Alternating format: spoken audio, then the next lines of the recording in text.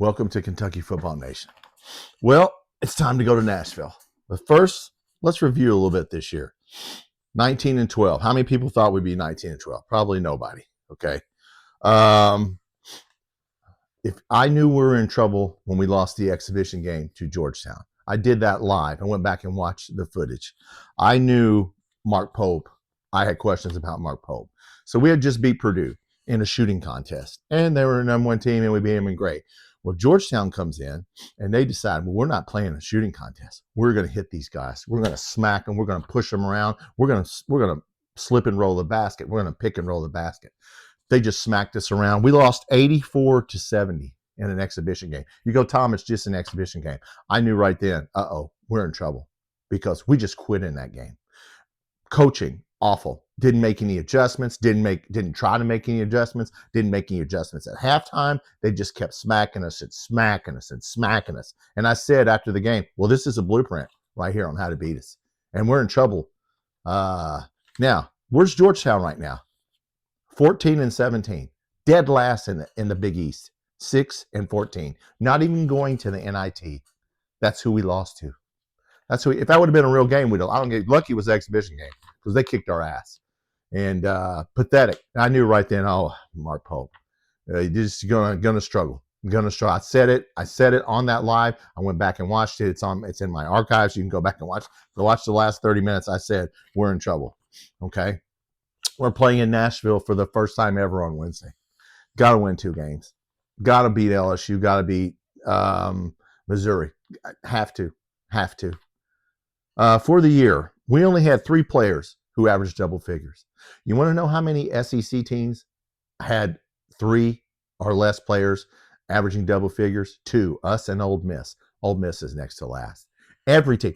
South Carolina have 4 people that average double figures. We don't. Why? Otega Owe averaged 18 points a game. Played well. Shot 35% from the three-point line. Not bad. Denzel Aberdeen averaged right at 13 points. 35% from three-point land.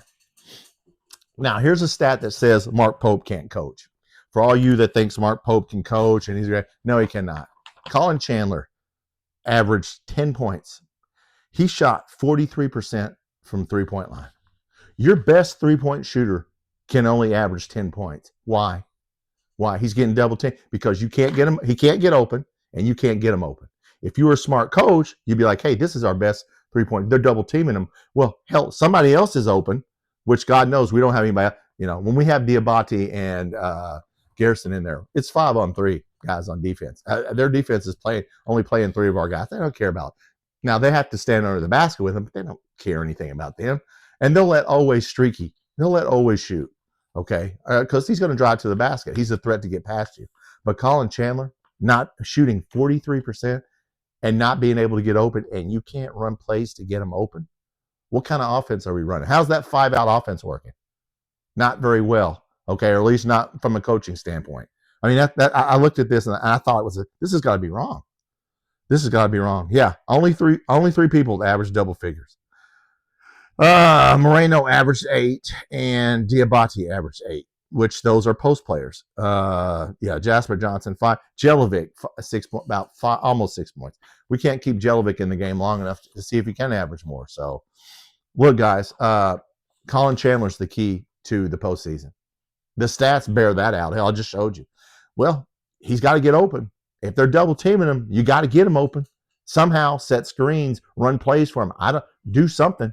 I think of Top Gun when he says, do some of that pilot shit. Hey, Mark Pope, do some of that coaching shit, will you? And get that guy open, because if he plays bad, we're going to lose. 3 people who average double figures. Pathetic.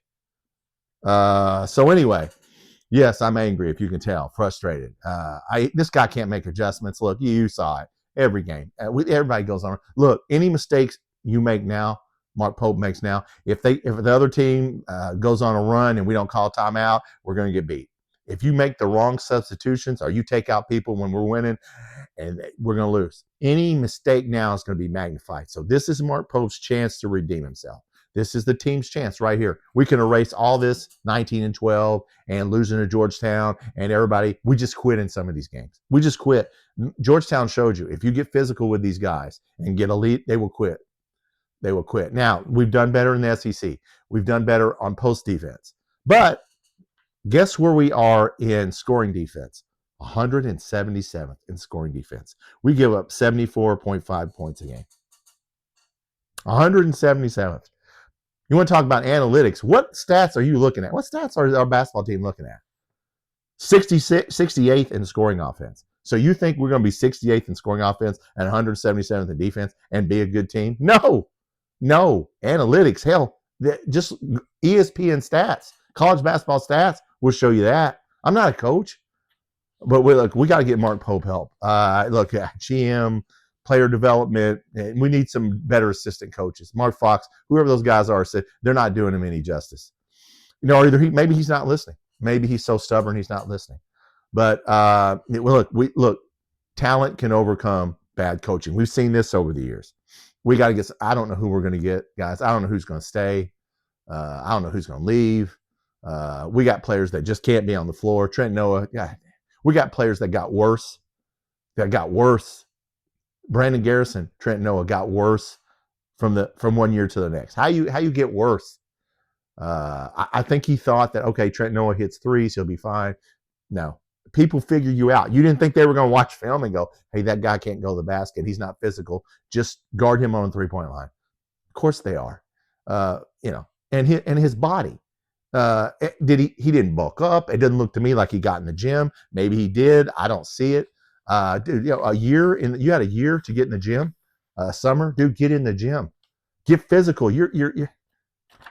I know everybody wants to shoot threes, but you still got to be able to defend people, and you still got to have foot speed, side to side speed. Good God. You can't let people just run right past you and just blow right past you. Blow that Georgetown game. It was just like this right here and this right here. It's like, are we going to? Now, we did shore that up in the SEC play, but then we started giving up threes. We got people who will leave their man. Colin Chandler and Otega Owe will just walk away. If the ball goes into the post, they will just wander over to the post. And then the guy, he's out there wide open on the baseline. And then they just take their time and shoot it, hit it. Yeah, why do you think so many people hit threes on us? Because they're wide ass open. Because you walk away and leave your man. Coaching. All this is coaching, guys. The analytics, hell, analytics. Well, look, if his name wasn't Mark Pope, he'd be fired right now. He wouldn't be coaching here another year. Now, look, as I said, that's enough Mark Pope. Mark Pope has to work on Mark Pope. No matter what happens at the end of I don't know what's going to happen in Nashville. I don't know how many games we're going to win the tournament. But next year, Mark Pope has to change. Mark Pope. And we'll talk about that more when the season comes to an end. Got to change, dude. It's not working. It is not working. We won't go over that in this video. We'll wait to the end. But look, guys, we play Wednesday. LSU cannot lose to LSU. I mean, God, cannot lose. Got to win 2 games. I don't care. We'll get to Florida. Look, Florida's far better than we are. Hell, we couldn't beat Georgetown. So, we lose to people we shouldn't even be, losing to. It'll be no disrespect losing to Florida in the 3rd game, but you got to beat Missouri and LSU. If you don't, and then we get to the tournament, there's still there's no time now. We've been saying all year, there's still time. There's still time. There ain't any time now. If you look at these stats, don't even watch the film. Get physical with us. Just push us around and double team Colin Chandler, and you're going to win. Let Owe have all the points. Let him get his 18 points. It's not going to help us. Not going to help us. 10 points a game, and you're shooting 43% from the line. Come on. So look, something's got to change. Okay. Well, listen, I'm as frustrated as you are. Yes, we had injuries. Yes, I'm not for firing Mark Pope. But if his name wasn't Mark Pope, as I think I've already said in this video, he'd be gone. But he's a family member. So you got to give your family an extra chance. Get that guy some help, for God's sakes. Get him some help and get him some assistant coaches, or either change his attitude. Or if he doesn't change, he'll be here 1 more year. All right, guys, look, that's enough about what's going to happen. We got to win, period. 2 games, minimum 2 games. So if you're not subscribed to the channel, please hit that subscribe button. Will Stein talked to Matt Jones. We're doing a video on that. That was a great interview. If you didn't hear that, you can go back and listen to that. I'm gonna do a video on that. Football starting. It's going to be exciting. Spring football. We're going to get hyped up for football here. And look, we're going to get hyped up for basketball. It's just you can't keep doing the same thing. We gotta do something here. So all right, let's get ready for LSU. Let's get ready for Missouri. And hey, let's win some games in Nashville because I'm getting tired of us getting our ass kicked in Nashville. Go Cats.